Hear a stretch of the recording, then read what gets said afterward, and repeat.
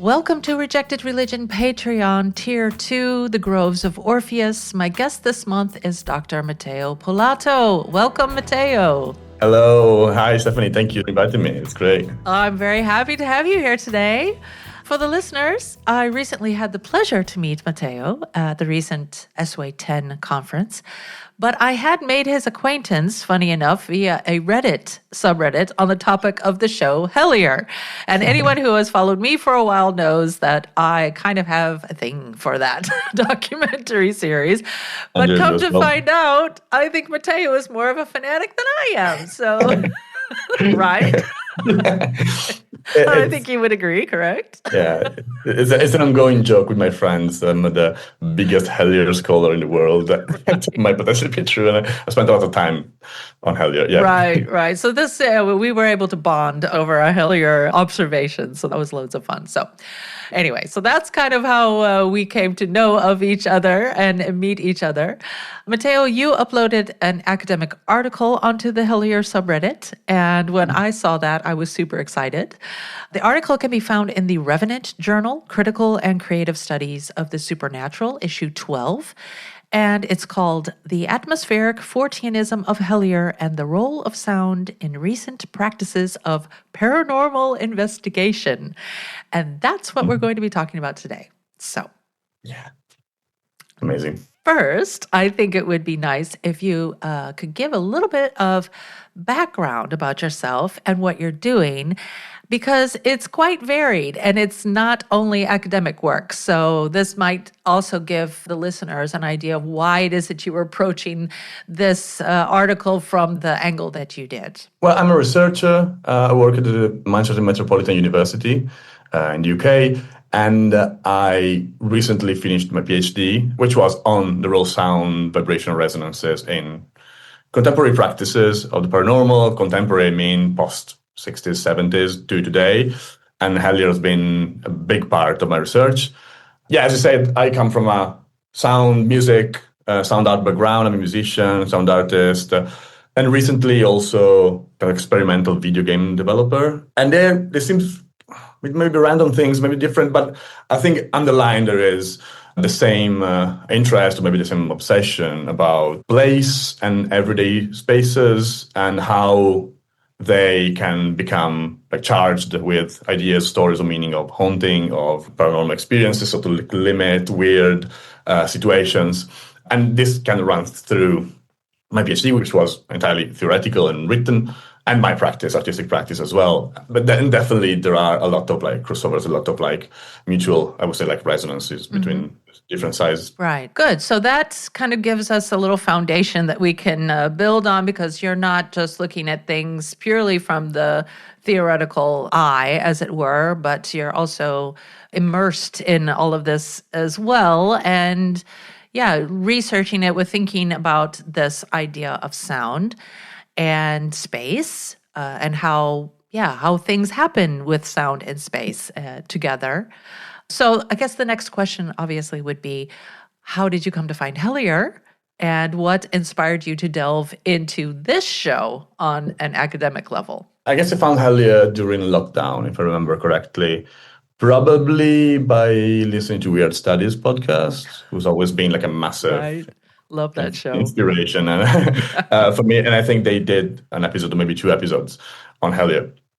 And it is a documentary series that really resonated with me. I'm going to say resonate a lot of times in a lot of different contexts. This is kind of the way I read reality probably in general. But I think maybe this is something that we're going to talk about later. I think I found myself interested in Hellier in the same way a lot of the fans, the audience of Hellier has been. So always being interested in this kind of themes, kind of topics, kind of experiences, having practiced stuff myself over the years, and finding in Hellier probably, I don't know, what it potentially is one of the most relatable ways of talking about this stuff that we can, very broadly consider paranormal phenomena or experiences.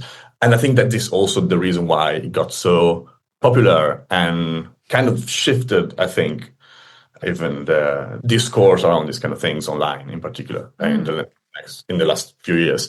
So yeah, and I was at the time was just starting my PhD and was interested in the way, sort of sonic phenomena, sonic practices, listening ecologies kind of influence or have a role in the way we interact or relate with spaces and situation events from a paranormal way, in a supernatural way. And watching Hellier clearly became was very clear, it was very relevant in my research, and then ended up being basically 1/3 of the research. And my supervisors were like, it was this kind of running joke, the fact that they were so tired of me like sending, I don't know, almost like 30,000 words on Hellier. It's like, insane. Yeah, definitely. And the academic aspect, the academic element of the analysis became, I think, very naturally as one of the very relevant case study for my research, both from a point of view of like what actually happens in Hellier, what is important for the Hellier investigators and how they represent their experiences from, I would say, like a very prominently like sonic way, but also how it had such an impact on the communities online and not only around kind of practitioners, and made that such a like, I would say there is a before and after Hellier to some extent in the discourse online. Yeah. I would tend to agree with you on that. I think that this show was very different, and we'll go into, reasons why it's different later, but just as a, beginning observation, just on general observation, I guess, on Hellier, it's very versatile, I guess you could say would be maybe the best word. I'm trying to, find the right word. It wasn't just about aliens. It wasn't just about cryptids, or it wasn't just about ghosts, or it wasn't just about occult rituals. It wasn't just about, it just had a little bit of everything. And you mentioned this in the article as well. Yeah. It just, it had something for everybody. And yeah, I think there was a lot of crossover that a lot of people started watching that, maybe they were, gearing their show for the audience that they had already established, which was, paranormal kind of ghost hunting type of thing that they would do. And I think they also did like Bigfoot stuff and things like that. But this kind of went into a different area. And it certainly made my ears prick up when I started watching this show. I was like, hold the phone. This is not just about weird little creatures or ghosts. There's a lot more going on here. Yeah, I completely agree. I really think Hellier is, as I said, it's been very important for like the last few years in this kind of like discourse. But I think to some extent, most of all, it captures, I wouldn't say a trend, but like a way of thinking and practicing this kind of things, the paranormal that's been around, I think, recently for a few years, and has specificities, in particular about a certain way of considering technology, digital technologies, and internet, but has, I think, very strong roots in that kind of revival of occulture from the 60s to the early 70s, in particular about what is probably usually kind of called new ufology. So John Keel, Jacopo Bortolussi, Gray Barker, all those people, but also T.C. Lethbridge, Wilson. So I think it's that kind of milieu that operated at the beginning, this sort of shift from a very categorized view of paranormal experiences and phenomena and entities, agencies, to a much more sort of like, I like to say like entity agnostic. So like it's not really about that. These things are a bit of everything. I mean, Jacopo with the Passport to Magonia was kind of maybe like the book that one of the most important books in this sense, Paraphysical Hypothesis of John Keel. So this idea of they kind of have all the same source. And what's particularly interesting for me, for my research, which is at the same time in looking at the sonic dimension physically, but also the way sound intervenes in the way we explain it, we build hypotheses, we talk about that.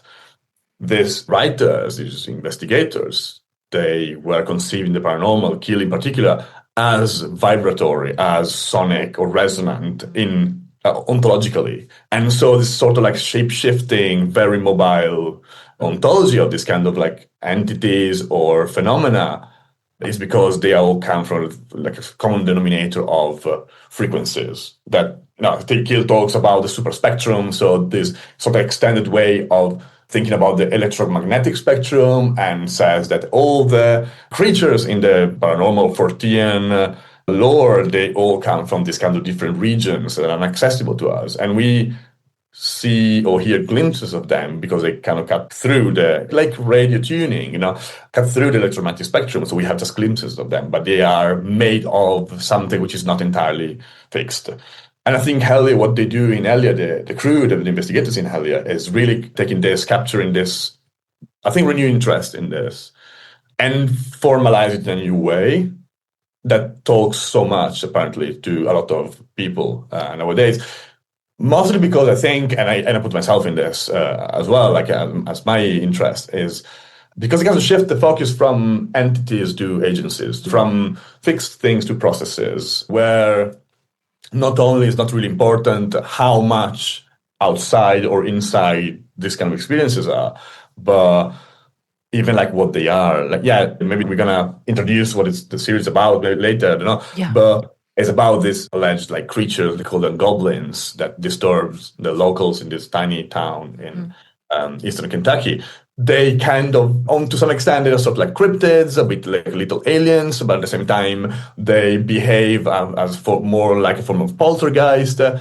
And one thing that Hell became so famous, one of the reasons why it became so famous, is that how across its, I think, 15 episodes to this day, it really constantly expands this lore, basically touching, as you said, like everything, like from Crowley to chaos magic to Wicca to ancient Greek mythology, like infinite network of connections, which again is so even like creative, I don't know, and productive. It's very creative in sense of creation of stuff is, I think. I'm going to use the word too, resonate with this idea though, because I didn't think about this beforehand. I mean, I watched the show and of course I was watching how they were doing all these experiments, but I didn't think about this whole sound aspect of it. So I was really pleasantly surprised about your article that you're talking about this. And I think this is an important aspect that often gets overlooked. So maybe it's a good idea for us to just start, talking about the article itself. Okay. You write that you're using an approach taken from sound studies, and you state that the focus is, quote, on the experiential dynamics of the paranormal, and the focus is shifted from why paranormal entities culturally emerge and get represented to how certain processes, events, and practices are able to trigger specific sensations of agency that are charged with supernatural meaning, end quote. And you used Hellier, of course, as we've been talking about, as the case study to explore all of this. So maybe it would be a good idea for people who don't know anything about the show. You've kind of touched on it already a little bit. Maybe give a synopsis of the show. What's going on? Why are they even doing all of this? Kind of for the people who are not in the know, because people might be going, huh? What? Yes. So Hellier is this paranormal documentary show. Well, they present it as a documentary, and for the sake of an analysis, we're going to take it as, as a documentary, so like as a legitimate thing. This is a big, I think, debate also in the fans, in the community online, talking about Hellier. And I think it is important in Hellier kind of sideways, but we're going to talk about that later. So independent, released on YouTube by Planet Weird, which is basically this kind of little kind of production company owned by 2 of the 5 investigators that created the series. 2 seasons released in 2019, but it's ongoing. So we're waiting for the 3rd season. I'm so happy that didn't come out before I finished the PhD. Otherwise, nightmare. But I can't wait. It's literally and I'm seeing it a lot on Instagram these days. So very excited. But basically, this group of investigators gathered together. They are all fairly known sort of content creators, or they all done other stuff before in the context of paranormal research in various areas, in various ways. What sparkles the kind of investigation as Greg Newkirk, sort of like the main kind of character, I would say, of the series, receives these emails from this mysterious man that claims to have found his email address from this sort of abandoned website he had when he was a teenager or something, asking for help, saying he lives in this tiny miner's town in Kentucky called Hellier, and he says that his family is terrified and his life has become a nightmare because he's constantly under the disturbance of these creatures called goblins. this kind of like sort of the interest in Greg Newkirk. They put together the show. I'm really, reduce it now, and they start this investigation on this place because then the man that first contacted them disappeared out of nowhere. So they don't really understand whether the name he gave them is the actual name, where he lives. So they couldn't find him. So they start investigating in this place, and then they expand more and more in the surroundings, touching at the same time geographical areas and sort of discursive areas of the paranormal, like moving to West Virginia, of course, Point Pleasant, super famous for the Mothman, and all the places around. And what you get to see, I think, most of all across these 15 episodes is this ongoing investigation, but at the same time, this group of investigators that every time more and more formalize their own methodology of investigation, invent an experiment on that. So I think this is one of my main arguments on Hellier, is as much as the documentary sees on a case that is a documentation of how to become paranormal investigators, and to some extent how to follow the steps of people like John Keel and stuff and become myth makers or charge a place with lore. Sound in Hellier, I think, is fundamental. I think the sonic dimension and listening dimension is fundamental in most of the paranormal experiences. I mean, I'm aware that sometimes in sound studies, there is this tendency of thinking about like, okay, sound is the new way, sound is good, visual tools are bad, sound is immersive, embodied, relational, visual, separated, fixed, objective. No, I think things are complex, reality is complex, so you don't have one theory that explains it all. And what I think is that using sonic-based tools, epistemological tools, so searching for how sound intervenes, how sound is mentioned, how sound is performed, practiced, allows to trace certain processes that sometimes might remain hidden by using visual center tools. It's about what the quote, the sentence you quote about not the why but the how. Mm-hmm. That's kind of like my thing. So I think if you analyze what is visually happening in these accounts, in these claims, or these experiences in Hellier, as in like any other kind of like accounting of paranormal experiences, you are confronted with this idea of like an experience that sees something out there, and I think it's very difficult to not fall into the problem. I mean, the fact that you have to kind of take into account whether these things are outside or inside, and how they are represented, how they look like, how they are explained. The sonic dimension, it is true, allows for a more like embodied, affective, relational, interactive dimension with and within space. In particular, I draw from a specific kind of like side of sound studies, which is usually maybe called like about like ecologies of listening, that conceive sound not as an object, not as a fixed object, but as a process and a relational process, interactive process. And they usually reject the idea of soundscape as something separated from the experiences, but we as listening bodies, we are as much subject and object at the same time. We are immersed in the concept of sound making. Even just listening is an active process that modifies the environment, the sonic environment. So this kind of aspect puts the experience really at the center in a system that is made of bodies, spaces, vibrations, phenomenologies, but also ideas and stories. It's very like, I also draw theoretically from artwork network theory, affect theory, this kind of like philosophical, sociological approaches that really try to kind of flatten this difference between subjects and objects in this kind of experiences. Right. And most of all, and I finish because I don't want to go on forever, most of all, what I think is like by tracing sound is as mostly what kind of prepares for the experience of the paranormal, sort of setting the ground, creating the experiential territory around which this kind of things can emerge, that usually emerge visually. It really creates not a clear cut between the everyday and the supernatural, but as a continuum where there is a constant oscillation made of these embodied interactions with everyday spaces and situations and events that then they get like, so that the territorialized and become places where you can experience and interact with agencies of different kinds, even supernatural in origin.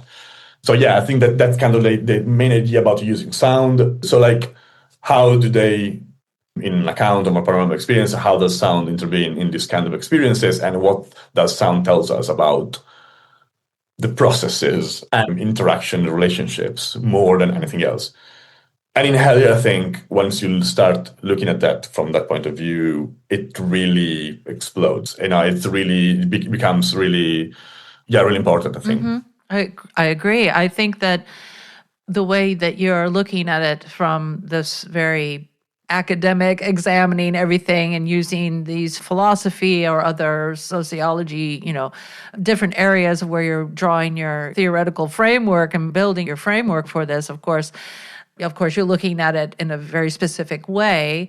The viewer of the show, though, is seeing all of this happen just in real time, and all of this stuff is happening all at once. It's not like, oh, we're going to focus on this one thing right now. No, everything is just happening all together. And I really appreciated the fact that you did go to the detail in the article to explain all of this separately, to differentiate between all of these different things that were happening. But you also stated that this is just all for the analytical purposes, but everything is happening all at the same time. So Greg gets this email from, I think his name was David Christie, I think was the name of the supposed person that's, maybe they thought that was a pseudonym or something, that maybe he didn't want to give his real name. But yeah, they go to the place. They go and they ask people, they interact with the locals, they explore the surroundings, they find out that there are caves there. They go into, it's kind of like, the mountainous area there with the caves and stuff. So they stay in the area because the great thing about this show is that you never see anything. It's just, it's all, and you talk about this in the article as well, it's all about this atmosphere. It's all about what they're doing in the space and the feeling that they're getting in the space and how they're trying to make this contact of communication with whatever might be there. Because, of course, they hear all the stories about, oh, yeah, it's these little, whether you call them goblins or you call them aliens or you call them whatever, fairies or ghosts or whatever you call them. They're trying to, with the use of all of these different techniques that they have, all these different, as you say, sonic techniques, this technology that they're using, to try to make some kind of contact and communicate with the space. But as you point out, it's all more about the process that they're going through themselves and how they, as you said, are becoming the investigators in this space. So I think it's this genius show in that regard, because it keeps you glued to the TV, but it's not anything that you're seeing that like, oh, I'm seeing a ghost, or but there's still this weight to everything that is happening that keeps you, locked in. So you say in the article, quote, sonic interactions and listening ecologies are crucial for the understanding of the experience of the paranormal in the case of Hellier. And we were just discussing that. So in your framework, though, you're using concepts such as the eerie, and I already mentioned the atmosphere. You call that affective atmospheres, and you've already mentioned agency. So maybe if you could give some examples of times in the show that these types of things are happening, as kind of an explanation of the case study, that how are these things happening? The eerie, for example, and what's happening in the space with the eerie. Because, I've talked about this concept before with other people as well. This is the eerie and the weird and all of this. It's really very fruitful source material that you can work with. And how is that playing out in this show? Yes. So as you mentioned, it's all about the vibe. Yeah. Literally, that's how they call it. Again, like vibrations. From a maybe metaphorical point of view, but not so metaphorical for me. What they do, to get a bit more in detail in what they actually do in how they develop their methodology, and without going too much theoretical as well, the big difference that's been perceived about Hellier is maybe for the first time so strongly, they don't actually search for evidence. They search for the vibe. They search for places that feel the right place where something feels that is happening in a very kind of pre-representational way. Like, again, like they don't take for granted the nature of these creatures or agencies. They don't know whether they're fairies or ghosts or aliens or anything at once. So they kind of like stop before that, as like we feel them in the place. And in this sense, there's nothing to see. And this is actually like a meme that became actual like official apparel about the reviews that either are like 5 stars, this show changed my life, or 1 star, no goblins. Lots of people criticizing it's so boring, there's nothing to see. And they say, yeah, it's exactly what this is about. And it's not a demonstration of, okay, there's nothing there. Quite the opposite. For them and for the fans that follow them, that is a demonstration of what the paranormal actually is, and resonated so much, I think, with so many people, because they say, this relates to my experience. I've been in places where I felt that vibe. I've been in places, I think I had supernatural experiences, but my supernatural experiences are not about full-fledged apparitions, are about peripheral, marginal sensations, events that I feel like, and probably always felt a bit, dubious oneself about like whether it was like an hallucination, I imagined it was actually outside. And Hellier shows this is what the paranormal is about, really, in such a strong way that made, and that I think this kind of like paradigmatic shift that really is important. So what they do is, and again, this is something they develop throughout the series. They go in a place and they bring tools, they bring instruments, and we're going to talk about that. They barely use the typical paranormal investigation tools like night vision cameras, temperature meters, that kind of stuff, because those are made for finding evidence and proof of something happening. They go there, and what they do is ritualized practices of very, very different kind. They use ghost boxes, again, sonic, they do hypnosis, they do tarot reading, witchcraft. Dana Newker, she's a practicing witch, so she does this sort of like natural magic and rituals in the place, and they are to activate the place, to make the place resonate, and to make themselves attuned with the place. There is this moment I think is very important that when they first go in Hellier, they spend the night in this cabin, and Connor, one of them, says, we are here, around us there could be anything from Native American spirits to ghosts to aliens. We are the only people here listening.